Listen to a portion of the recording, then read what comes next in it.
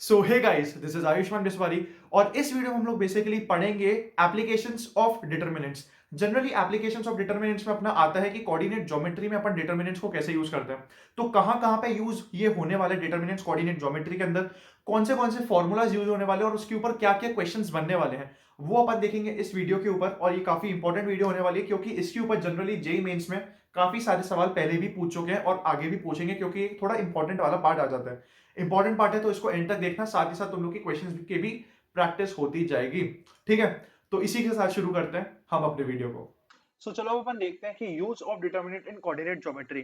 Determinants basically अपन के coordinate geometry में भी यूज आते हैं और कहाँ कहाँ यूज आते हैं उसके लिए अपन देख ही लेते हैं। चलो, सबसे पहला होता है एरिया ऑफ ट्राइंगल। या ये तुम लोग ने स्ट्रेट लाइंस में तो पढ़ा ही होगा, कोई ऐसी बड़ी बात नहीं है कि अपन का ट्राइंगल के एरिया फाइंड करने में क्या आता है। Let the coordinates of the vertices of triangle be x1 y1 x2 y2 x3 y3, है ना। ये अपन ने पढ़ रखा है स्ट्रेट लाइंस में कि एरिया ऑफ द ट्राइंगल होता है half x1 y1 1 x2 y2 1 x3 y3 1।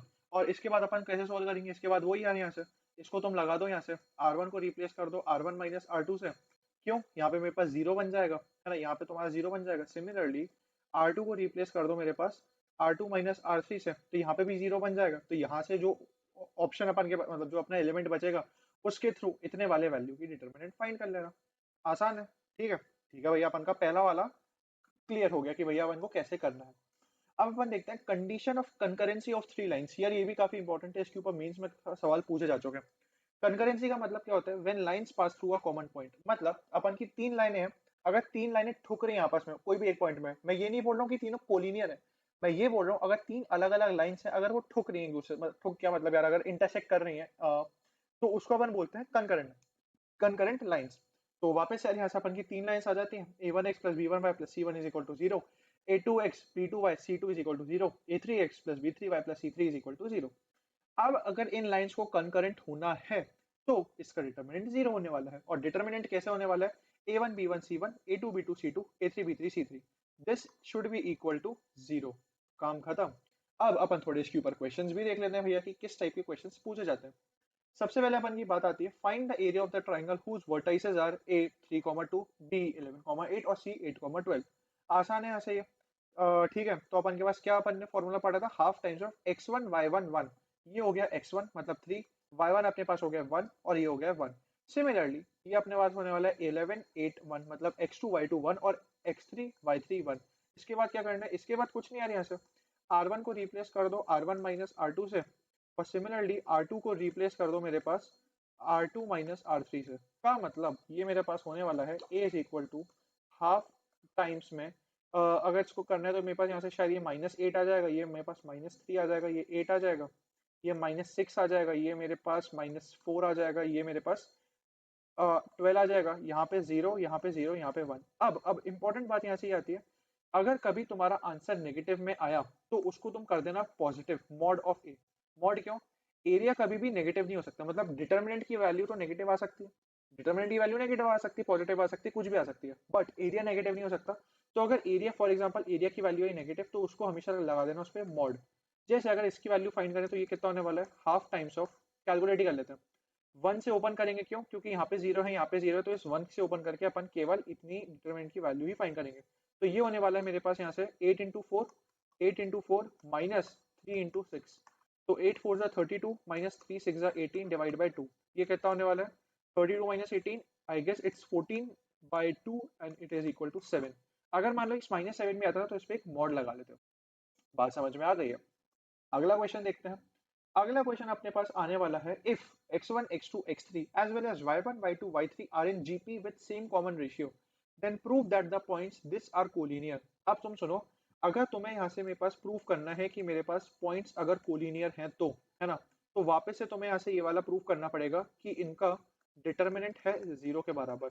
अभी अपन ने ऊपर डिटर्मिनेंट जीरो समझा था कंकरेंसी के लिए, बट यहाँ पे अगर तुम्हें पॉइंट्स को भी प्रूव करना है कि यहाँ से कोलिनियर है तो तुम्हें यहाँ से डिटर्मिनेंट जीरो प्रूव करना पड़ेगा। और जैसे कि इन्होंने बोल रखा है x1 x2 x3 जीपी में है, तो x1 को अपन x1 रहने देते हैं, x2 को कुछ रिप्लेस कर देते हैं अपन के पास r x1 से, क्योंकि r एक कॉमन रेशियो है। सिमिलरली x3 को रिप्लेस कर देते हैं r स्क्वायर x1 से, y2 को रिप्लेस कर देते हैं इससे। और इन्होंने क्या बोल रखा है, इसका डिटर्मिनेंट, इसका डिटर्मिनेंट कितना होने वाला है मेरे पास यहाँ से, इसका डिटर्मिनेंट कितना होने वाला है, वही वापस यार यहाँ से कहाँ गई इसकी, एक मिनट, इसका इरेजर अगर अपन बात करें, सॉरी, अगर कोलिनियर होगा, हाँ इसको अपन तुम ऐसे भी समझ सकते हो, अगर ये कोलिनियर है तो इसका एरिया होगा जीरो, है ना, इसको अपन ऐसे भी समझ सकते हैं, अगर ये कोलिनियर है तो इसका होना पड़ेगा एरिया जीरो, और एरिया जीरो के लिए अपन का डिटर्मिनेंट जीरो नहीं लगाते हैं, बिल्कुल लगाते हैं, तो बस एरिया फाइंड कर लेते हैं। Half is equal to x one y one one, मतलब x one y one one, x two कितना आने वाला है, r x one, x two y two, r y one, और यहाँ से वन, और सिमिलरली यहाँ से मेरे पास r square x one, r square y one, और यहाँ से मेरे पास वन। अब सबसे अच्छी बात, क्या मैं इस पूरे रो से एक एक्स वन बाहर निकाल सकता हूँ, निकाल लेता हूँ। क्या मैं इस पूरे कॉलम से, सॉरी, वाई वन बाहर निकाल सकता हूँ, बिल्कुल निकाल लेता हूँ। तो एक्स वन और वाई वन अपन ने कॉमन बाहर निकाला, तो एक्स वन यहाँ से गया, एक्स वन यहाँ से गया, और यहाँ से एक्स वन गया, वाई वन यहाँ से गया, वाई वन यहाँ से गया, वाई वन यहाँ से गया, तो बेसिकली बचा क्या, बचा अपने पास यहाँ पे points one R R square, one R R square. और मैंने सीख रखा है कि अगर कोई भी दो कॉलम्स बराबर हो जाते हैं या फिर सेम हो जाते हैं तो उस डिटर्मिनेंट की वैल्यू होती है जीरो। ठीक है, तो बस आंसर आ गया जीरो। तो ये वाली बात याद रखना, अगर कोलिनियर प्रूफ करना है तो कोलिनियर मतलब वो एक के ऊपर एक होंगे, अगर एक के ऊपर एक होंगे तो उनका एरिया कितना होने वाला है, एरिया होने वाला है जीरो। तो अपन को यहाँ से ये वाली बात भी समझ में आ चुकी है। अगला क्वेश्चन देखते हैं भैया क्या है। अगला क्वेश्चन मुझे ऐसा कुछ दिख रहा है कि find the values of A for which the lines this are concurrent. Okay, lines concurrent है मतलब उसका डिटर्मिनेंट होना चाहिए जीरो। डिटर्मिनेंट जीरो मतलब two, one, minus one, A, three, minus three, three, two, minus two, है ना। ये होना पड़ेगा मेरे पास यहाँ से शायद जीरो के बराबर। बस अब इसको तो तुम ओपन ही कर सकते हो ना, यहाँ से ओपन मतलब वो वैल्यू फाइंड करो, क्योंकि नॉर्मल है ये, तो बस काम हो जाएगा इसका, अपन का आसान है। ठीक है, एक यहाँ पे इंपॉर्टेंट रिजल्ट आता है यहाँ से, ये अपन का थोड़ा मीन्स में, ये तुम्हें याद है मैंने कुछ लेक्चर पहले बोला था कि ये वाला अपन का रिजल्ट मैं तुम्हें बाद में बताऊंगा, और तुम्हें ऐसे अब इसको याद रखना पड़ेगा। ये साइक्लिक वाली प्रॉपर्टी, साइक्लिक वाली प्रॉपर्टी की P Q R, Q R P, R P Q. तुम देख सकते हो कि यार यहाँ से पी क्यू आर है, फिर यहाँ से क्यू आर को उठा के यहाँ रख दिया, ये आर पी है, आर पी को उठा के यहाँ रख दिया। इसका आंसर होता है यहाँ से three a B c minus, sorry मतलब three P Q R minus P Q minus Q Q minus are q. ये एक बहुत इंपॉर्टेंट है और इसको अपन को याद ही रखना पड़ेगा। क्या ये वाली बात समझ में आ रही है? बिल्कुल आ रही होगी। अगला अपन देखते हैं कि भैया अगला क्या होता है। ठीक है भैया, ये वाला क्वेश्चन क्या दिया हुआ है यहाँ से अपन को, if lines this this are concurrent then prove that. तो पहली बात तो यार यहाँ से कंकरेंट उन्होंने बोल रखा है, तो अपन को इसका डिटर्मिनेंट तो जीरो करना पड़ेगा। एक बार ट्राई कर लेते हैं कि भैया क्या बोलना चाह रहे हो आप बोल रहे हो कि इसका डिटर्मिनेंट मतलब P Q R, Q R P, और मेरे पास यहाँ से है R P Q, R P Q, R P कहाँ गया, आर पी क्यू। तुम ये बोल रहे हो कि ये जीरो है, बट मैंने अभी एक सेकंड पहले इसका एक फॉर्मूला पढ़ा था, क्या होता है, वो होता है three P Q R minus P Q minus Q Q minus are Q, और ये मुझे दे रखा है यहाँ से ये होता है जीरो। तो क्या मैं इसको आर एच एस में ले जा सकता हूँ, तो ये मेरे पास क्या बन जाएगा, P Q plus R Q plus, sorry, P Q plus R Q plus Q Q minus three P Q R is equal to होता है जीरो। बट मुझे यहाँ से ये पता है कि a q plus b q plus c q minus three a B c की तो आइडेंटिटी होती है ये अपन ने सीख रखी है अपनी नवी कक्षा में। तो बस इसकी आइडेंटिटी हो चुकी है ये, मतलब ये मेरे पास वैल्यू आ चुकी है a plus b plus c into a square plus b square plus c square minus a b minus b c minus c a is equal to zero. और या तो ये जीरो होगा या तो ये जीरो होगा, मतलब ए प्लस बी प्लस सी, क्या मैं यहाँ पे जीरो बता सकता हूँ, ए प्लस बी प्लस सी क्या मैं यहाँ पे जीरो बता सकता हूँ, तो बस ये प्रूफ हो गया कि ये मेरे पास यहाँ पे जीरो है। क्या ये वाली बात तुम्हें समझ में आ रही है? अगला अपन इसका जो एप्लीकेशन देखते हैं वो है ये pair of straight lines. Pair of straight lines तो अपन के लिए तुम्हें पता ही होगा, याद होगा, तभी देख लेते क्या है। क्या लिखा है, condition for general second degree equation in X and Y represent pair of straight lines. तो यार ये अपन ने पेयर ऑफ स्ट्रेट लाइंस में सीखा था कि अगर कोई भी कर्व को पेयर ऑफ स्ट्रेट लाइंस होता है तो ये कुछ गंदी सी उल्टी सीधी कंडीशन अपन के पास, इसको इसको जीरो होना पड़ता है। और अपन के पास एक जो कर्व है सेकंड डिग्री कर्व, ये होता है जनरल। तो सबसे पहले तो उसको याद करने का तरीका पता नहीं यार, इसको अलग अलग जगह अलग अलग तरीके से कराते हैं, बट मैं तो इसको बहुत आसान तरीके से बोलता हूँ। देखो, जो भी लिखो तुम इसको ऐसे लिख दो, a B C F F G ji H h, मतलब a B C F F G ji H h, काम खत्म। और इसके बाद तुम वैल्यू पुट कर दो। ठीक है, बस तुम्हें ये याद रखना है कि तुम जी एच और f की वैल्यू सही से निकालो, है ना, क्योंकि अभी तुम्हें समझ में आ जाएगा, है ना, क्यों मैं क्यों बोल रहा हूँ कि तुम्हें ध्यान से निकालनी है इसकी वैल्यू। ठीक है, क्वेश्चन देखते हैं क्या है। क्वेश्चन दिया हुआ है, find the value of lambda if this curve, है ना, ये कोई कर्व दे रखा है, represent a pair of straight lines.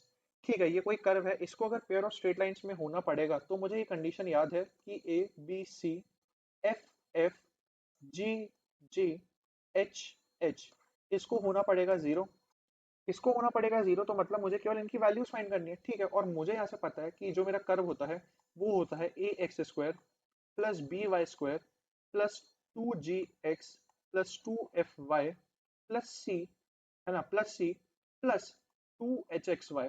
अब तुम ये देखो, a की वैल्यू क्या आने वाली है 2, सही बात है। b की वैल्यू क्या आने वाली है 3, एकदम सही बात है। g की वैल्यू क्या आने वाली है 8, नहीं, 2g इज इक्वल टू 8 है, तो g कितना होने वाला है 4 है। काफी सारे बच्चे यहाँ पे गलती कर देते हैं, तो तुम्हें यहाँ से ये वाली बात याद रखनी, g is equal to 4। f क्या आने वाला है मेरे पास 14 का आधा 7, c क्या आने वाला है वही लैम्डा, और h क्या आने वाला है 7/2। क्यों, अपन ने सीख रखा है 2hxy is equal to 7xy दे रखा है, xy से xy काटो, h कितना आने वाला है 7/2, बस h की वैल्यू 7/2। अब इसको तुम डिटर्मिनेंट में पुट कर दो और लैम्डा की वैल्यू फाइंड कर दो। सॉरी, लैम्डा जीरो नहीं है, मैं बोल रहा था, मैं यहाँ से ये बोलना चाह रहा था कि लैम्डा की वैल्यू को तुम वहां से आराम से फाइंड कर सकते हो। क्या ये वाली बात समझ में आ रही है?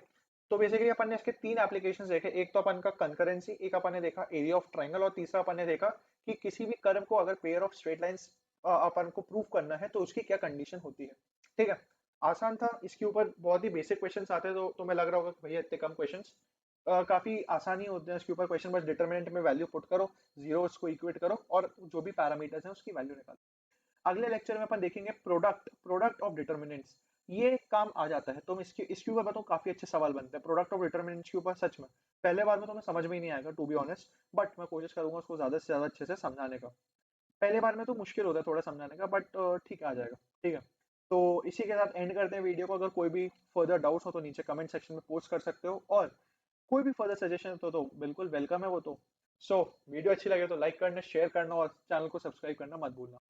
That's all from this video. Bye.